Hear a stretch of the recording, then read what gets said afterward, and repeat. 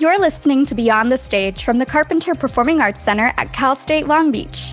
In each episode, we introduce you to the artists, scholars, students, and arts professionals interpreting our world through the arts. Join us this week and every week this summer as we explore their stories. Let's get started. In today's episode, I talked to Christina Ramos, Education and Outreach Coordinator at the Carpenter Performing Arts Center, about our Arts for Life program. And now for the show. Okay. Well, welcome Christina Ramos, our Education and Outreach Coordinator here at the Carpenter Performing Arts Center. Thank you for joining us today. My pleasure. I want to get started with how are you? And you were at a conference today, so what has your day been like? What have you been up to? Ooh, I am good. I'm a little tired, but it's been all good stuff today. I was at professional development with art equity. So everyday justice, anti-racism learnings for daily practice type thing. Great. It was a 2-day thing. So yeah, a lot of information, but it was great to just be in that community for 8 hours. We'll get into more of that in a little bit. But I wanted to start with how we know each other. So we went to grad school together here, actually at Cal State Long Beach, the theater management program and the MBA program. And then just happened to both start working at the Carpenter Center pretty shortly around the same time as well, right? Mm-hmm. Is that 2017? 2017, yeah. Yep. So that's a bit about how we know each other. We're coworkers, but we know each other from before that, our realm at the Carpenter Center too. But I wanted to start with, how did you specifically get involved in the arts? And I know you come from a theater background, so how did you get involved in theater? What's the story there?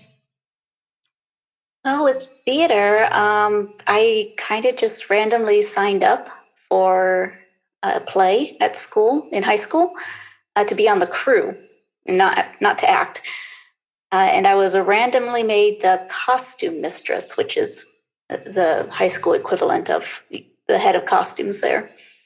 And it's a good thing my mom had already taught me how to sew. So I did it well, and I continued to do costumes for my high school theater department until I graduated. And then I eventually ended up focusing in costume design and technology in undergrad. Well, I want to transition a bit into your work for the Carpenter Center and beyond. So we mentioned this earlier, but you're the Education and Outreach Coordinator for the Carpenter Performing Arts Center and have been since 2017. What does that mean? What all does your role encompass?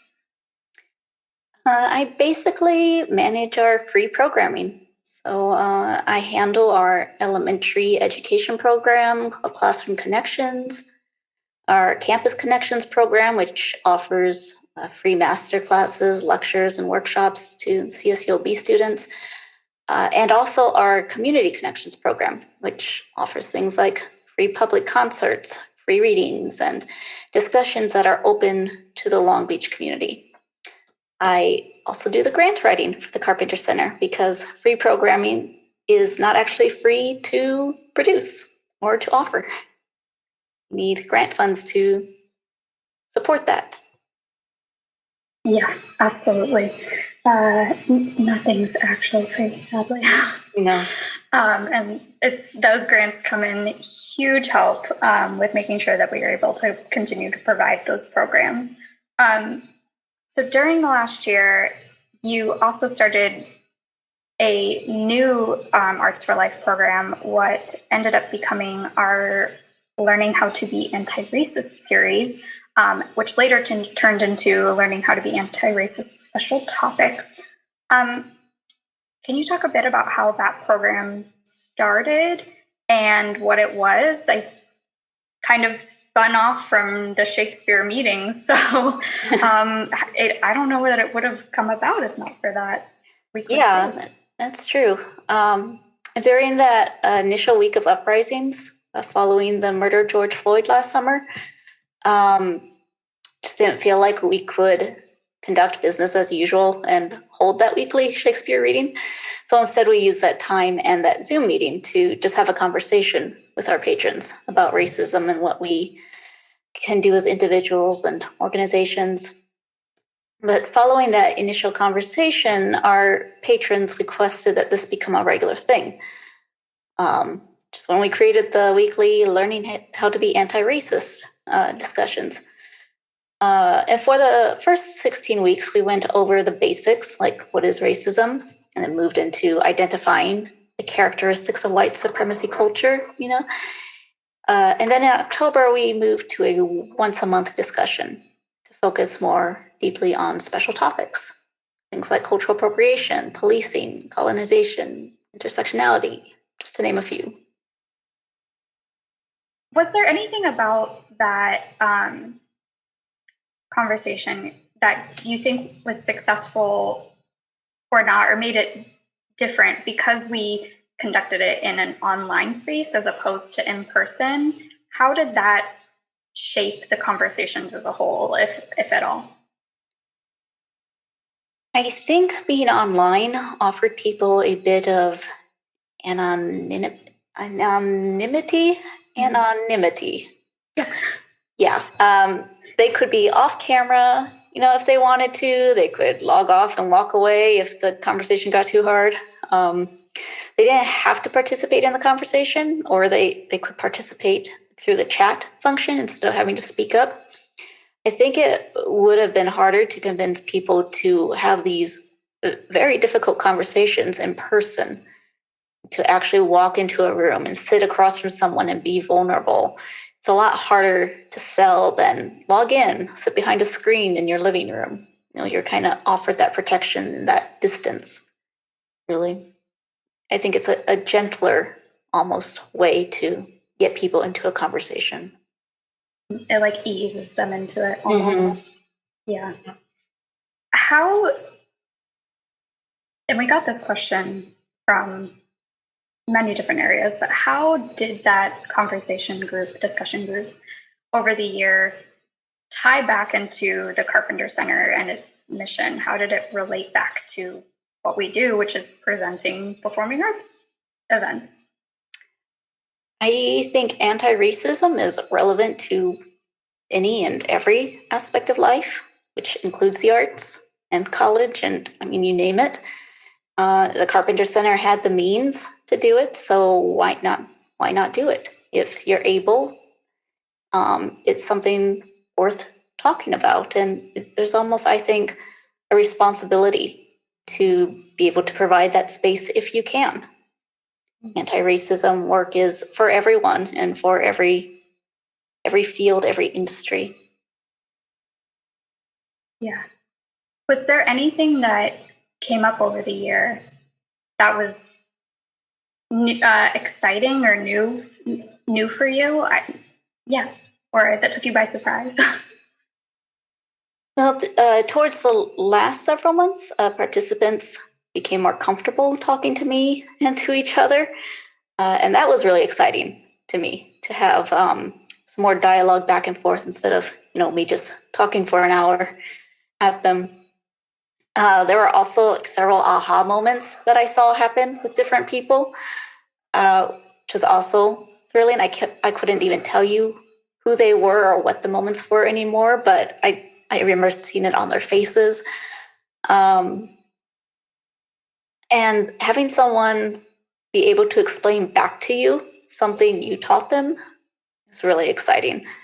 If at least one person learned one thing, then it makes the effort worth it. Yeah, definitely. I remember when we were in graduate school, several times where you, Christina, not in a particular role as like a teacher or whatever position you had that semester in the management program, but like as our friend and classmate, my friend and classmate, you often spoke up and called us in and provided teaching moments for me and for my fellow classmates on bias and ableism, appropriation, prejudice, microaggressions. And there were some tough conversations that we had, but you never backed down. And I remember always admiring how brave you were in those moments and how knowledgeable you were and your ability to see things from other people's perspective other than your own. So my question is, was there a moment in your life or in your career when you decided that you were going to start speaking up? Or I don't want to say take on this role as an activist because I don't want to like pigeonhole you in that way. I don't want to put that label on you if you wouldn't say that for yourself. But was there a moment where you were like, I can no longer be silent about these things? I don't know. In my life, I think I got my start in feminism, which I would say is a gateway social cause. I had started in feminism, say when I was 5. I remember this vividly. I was outraged that Gaston in the movie Beauty and the Beast said that women shouldn't read. Women shouldn't be reading. And I demanded that my mom explain why women shouldn't read. Just that outrage as a little 5-year-old saying this isn't right. And growing up with a brother and knowing that he was in no way superior to me. I love him to death, but he is not better than me because he's male. That was just something I knew inherently. I think finding a voice to that took practice, and that was a gradual process. I really started getting involved in feminist spaces in college, undergrad. And of course, with my generation, those spaces are largely online. And through those spaces, my awareness was expanded by peers to things like racism, ableism, classism, etc. And I think having started from a place of trusting my own experience as female helped me to keep my mind and my heart open as I continue to learn about other injustices that I may have been unknowingly participating in. Graduate school, I think, may have been the turning point when I started being more vocal. And I think it was probably because of a couple of things. At that point, my awareness had grown to where I realized that to be silent was to be compliant or complacent with oppression. I was also for the first time in a position where I would look around a room of peers and be maybe one of 2 people of color, maybe. I saw only 2 faculty of color come and go during my 3 years in that department. And for a program that sold me on its diversity, I was pissed off. And we know anger is a great motivator. So, yeah, that's when I became a little bit more vocal, I'd say. And how have you, I mean, I feel like you just touched on this, but like, how have you practiced that over time? Does it just take doing it over and over again to feel good at it? Maybe you never feel, I don't know. Do you ever feel good at it? No, I never feel good at it. I'm always wondering if I'm saying the wrong thing or if I'm explaining this correctly or if I'm just talking in circles. Am I even making sense right now? And I think my approach has changed too since grad school. I think you can recognize this. In grad school, I was the squeaky wheel, thorn in the side, a little bit combative, one might say. We needed that. Thank you. Necessary. But yeah, it takes practice. You get more comfortable with it. And I think I've realized also that to be right isn't necessarily the point of speaking up. The point is to bring people in and to expand someone else's awareness, get them on board with you, which is kind of difficult to achieve when they are being defensive. So I think sharing experiences and understanding is usually more an effective route. Yeah.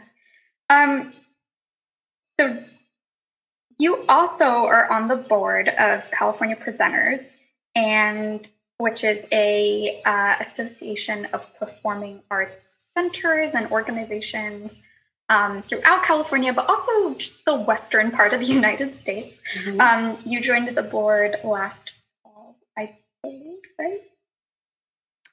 Fall, or was it January? I think the fall I started. Yes, in the fall. It all blurs together. Yes, in the fall. 2020. 2020.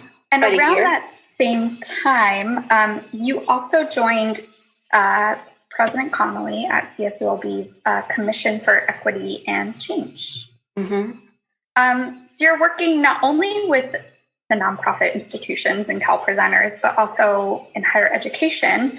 How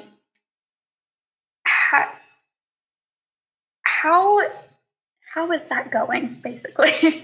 How did that come about? How is it going? And what are you working on? If you can talk about it. If you can't talk about it, that's fine. But if you can talk about it, what are you working on with those two organizations? Well, how it came about, gosh, I don't know if we want to get into that. It's long, complicated stories for each. But yes, I am part of both of those organizations. And with California Presenters, actually with both, I think people are feeling the need to change. The pressure is definitely on, especially after last summer. And I think with both, there's a desire to enact actual change. There is that slippery slope there, though, of just providing optics of change. And with California Presenters, we are a membership organization. So our members, like Carpenter Center is a member of California Presenters. We can't really dictate what members do. So it's a little bit more difficult to enact change when you yourself are just a collection of other organizations who have their own autonomy. We are, with California Presenters, working on our equity, what are we calling it? Inclusion, diversity, equity, and accessibility. Our idea, our policies, our statement, and what we're going to expect from member organizations or encourage of member organizations. With the President's Commission on Equity and Change, we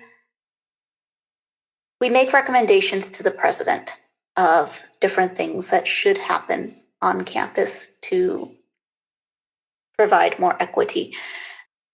We've spent the last year just creating our strategic plan. It's a 3-year appointment. So we've been creating our plan for us the next 2 years and what we want to get done. We've also already gotten started on some initiatives, creating, allowing for affinity spaces on campus to be considered part of the workday, so that staff and faculty can count it as actual work to be involved in an affinity space instead of having to use their lunch break or take time off to go to a meeting. We've created guidelines for how those infinity spaces are created, just to make sure that they are groups that are there to promote equity on campus and not just anyone is deciding they want to create an infinity space. We're looking at the equity of scholarships on campus, with the process of receiving them and awarding them, which is ongoing. That's a committee that I'm heading up. It's exciting. We are part of the campus climate survey analysis, so looking at that. And there's another thing that we just got done. Posting jobs online for CSULB. Historically, it would be posted for like 2 weeks and then close, which doesn't really allow for a wide pool of candidates, or a diverse pool of candidates. And as we learned last year, a sense of urgency is a characteristic of white supremacist culture. So what's the rush? Let's slow our roll, as Carmen Morgan would say. And yeah, make sure that we're getting the right people on board. So that's another thing that we just got accomplished as well, is extending the time of job postings. And then we have a whole strategic plan that will be posted publicly soon. That is quite extensive for every area of campus and very ambitious for everything else we're going to be doing. I think that's all I can say on it. Okay. That's really exciting. I'm excited to read that and see the changes come about. In the nonprofit and performing arts realm, what do you see? Maybe it's something that CalPresenters isn't talking about, but like I know you're plugged in with the theater industry just because I know you personally, but what do you see on the horizon for performing arts, theater, nonprofits in terms of equity, diversity, and inclusion? I think they're also feeling the pressure to change, given the current climate. I get so sick of hearing and saying that. But given the current climate, yeah, they're feeling the pressure to change, or at least to provide the optics of change. And unfortunately, I think it's the latter that we're going to be seeing more of immediately. We're already seeing a lot of virtue signaling, we might say, or performative allyship. Long term, I think the industry is slowly coming around. Every year I hear of another organization that has taken some radical steps towards equality, which is great, but it is slow, and I think it's going to keep being slow. I want to be optimistic and say, like, this is the big moment where everything actually happens, but I think it's the big moment where everything looks like things are happening. Everyone is learning the language, but they're not actually doing the thing. Yeah. Is there anything in that, either in higher education or in nonprofits, which kind of go hand in hand, I guess, or in specifically the performing arts, in terms of equity, diversity, and inclusion, that's not being talked about that you think should be? I think it's all being talked about somewhere at any given point. It's like, who's talking about it, though? I think for any of these equity initiatives to really happen, it's the predominantly white leadership that has to get on board and to let go of their power. And that's the thing. We can hire as many diverse staff members as we can. We can program an entire season of diverse shows, but if leadership, I'm saying both staff members and board members, remains the same, then nothing really changes. And who really is willing to give up their job, even if it means allowing for a more equitable field? It's a conversation we shy away from. Yeah. Because a lot of times our leaders are our friends, and it's an uncomfortable conversation to have, to say you need to take a step back if you really want this to work. Yeah.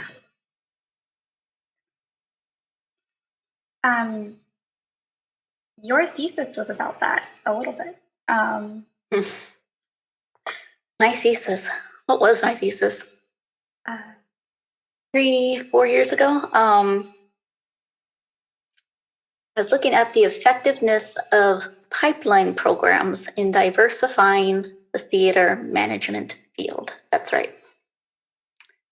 And using data analysis to try and figure this out. And actually, my thinking has changed around all of that since I wrote my thesis. It's coming from a very, what's that word we use? Like lack. There's deficient. Deficient, is that the word? Deficit. It's coming from a deficit standpoint that the talent for theater management isn't there when we're looking at diverse candidates. Diverse candidates simply don't exist, so therefore we need to create these pipeline programs to train more people so that then there are more diverse candidates that we can then hire. That's the idea of pipeline programs, right? To bring poor people of color who otherwise wouldn't have the opportunity to be in these leadership positions and get them ready for a leadership position. That's coming from a deficit way of thinking, and that these diverse candidates aren't already out there, when in fact they are. It just requires more work to find them. And that more work to find them is what discourages people from looking for them. And a qualified candidate isn't necessarily coming from the theater field. They could be coming from anywhere and have the potential there to learn, to already have the skills in a related industry that can be applied to the theater. And it requires work to go find them. And that's what has changed in my thinking too, is that the keys are there. You got to find the keys. Sharifa Joka say. I took this other workshop with Sharifa Joka up in Oregon Shakespeare Festival, and she gave the analogy that you come home from work, and you're in your house. You've unlocked the door. You're in your house, and you've been in the living room, and you realize that you need to leave again. So you need to find your car keys, and you cannot find your car keys. Now you know you had them when you came inside because you drove home to work, and they are connected to your house key, and you used your house key to get in your door. You know that your keys are somewhere in this living room because it's the only place you've been. You are going to tear that living room apart to find those keys because you know they're there. And that's the same energy you should bring to finding diverse candidates. They're there. Go find your keys. Put that same energy in there. I really like that the people are there. It's just finding them. Mm-hmm. And going back to those, what were 13, now 15, aspects of white supremacy, do you think it's also that this is something I've been thinking about. Do you think it's also that we sometimes don't identify people as leaders because of those things, because we need to change our mindset around these 13 to 15 tenets, that these are the things we're valuing when that's not really what makes a good leader. Mm-hmm. And so if we changed our mindset around these things and changed our worldview, then maybe the leaders were there all along, and yes, we just weren't seeing them as mm-hmm. leaders. So it wasn't them, it was us. Exactly. I should say me. I love that. So I think those things kind of go hand in hand too. Mm-hmm. You can't expect the leaders coming in to want to play in the same sandbox that you've created. They're going to want to create a whole new sandbox. Mm-hmm. Or get rid of the sandbox altogether. Exactly. And that's what makes them a great person to carry on whatever you're passing over. Yeah. Even power hoarding really is another characteristic there of white supremacist culture. And the idea that we need one leader. the power sharing the power sharing creates this idea, this hierarchical approach to organizations, and that this is what is needed. And if we get rid of that, we realize we can flatten that hierarchy. We don't need one person to stand up. We could have several people sharing power and having responsibility over and working in collaboration with each other. It's new ways of thinking. And again, the power hoarding is something that needs to be let go, or pried from someone's hands. Yeah. So to wrap up, I have some, what I hope will be fun, rapid fire questions. Okay. I'm not sure if I can say who I borrowed this from, but I borrowed this from a very well-known podcaster who I admire. So we'll get started with our rapid fire. Okay. Favorite play and or favorite musical? Play is an octoroon, and it's coming to LA soon. I'm waiting for that email to buy tickets. Can't even remember which theater's doing it. Musical has always been Jesus Christ Superstar, but Hamilton might be unseating that. I've also been really obsessed with Hades Town soundtrack recently, but Jesus Christ Superstar I grew up with it. An octoroon, yes, that would be a great one to read. If anybody wants to start a reading group, yes, who's listening, sent an email to Christina. Great play. What are you listening to these days? An artist or album that you recommend? Brandi Carlile. Today, yesterday, and forever. Great album. Pandemic hobby. Well, my sourdough starter really didn't get started correctly. Pandemic hobby, I think that was it. Was trying hobbies and having them fail. Catching up on TV. All the TV I missed in grad school. What are you reading these days, and do you have any book recommendations? I am halfway through Stamped from the Beginning, as I have been for several months now. I still recommend that you read it. It's a hard read. Another book I recommend is Parable of the Sower by Octavia Butler. Spencer is the actress, right? Octavia Butler. Parable of the Sower, and then the following one, Parable of the Talents. Really good. Best live stream or virtual performance that you saw? Something the Carpenter produced, obviously. What? Of course. I really liked our Ballet Folklorico one, and even before that, our more informal Jarabe Mexicano concert. That was just fun and informal. Those were the only two I saw. Oh, I also, attended a virtual concert or two with Brandi Carlile.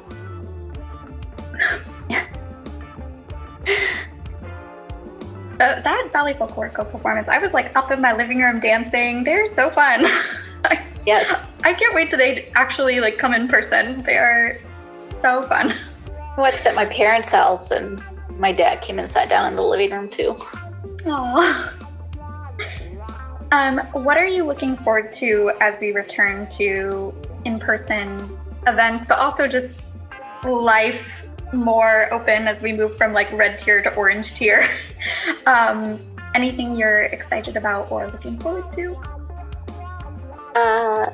Dancing on a wooden dance floor. Been line dancing in a dirt patch in a park the last several months. It used to be a grass patch, but we danced it into dirt and come away filthy.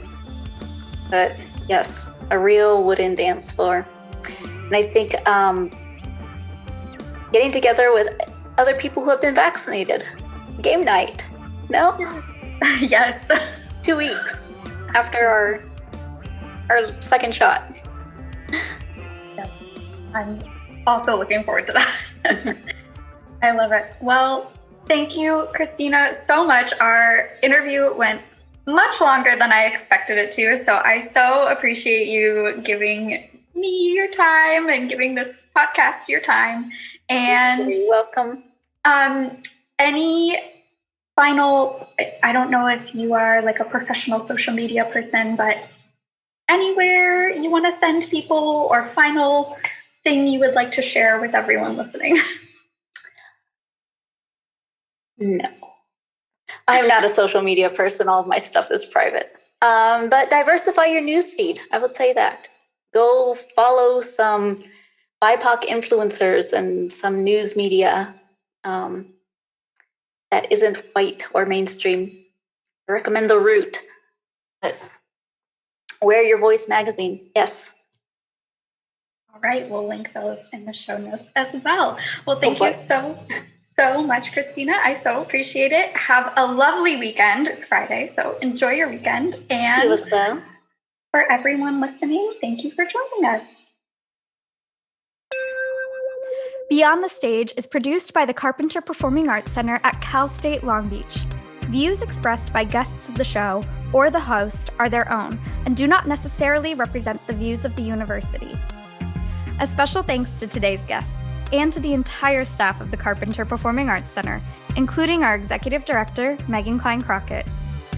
Audio engineering is provided by Ken Beaupre, graphic design by Patty Laurel, digital communications by Franz Newman, and additional marketing and media assistance by Amber Legaspi Valdez. Our theme music is by Ken Beaupre. If you'd like to support Beyond the Stage or the Carpenter Performing Arts Center, please visit us online at carpenterarts.org. Thank you for joining us today, and we'll see you next time.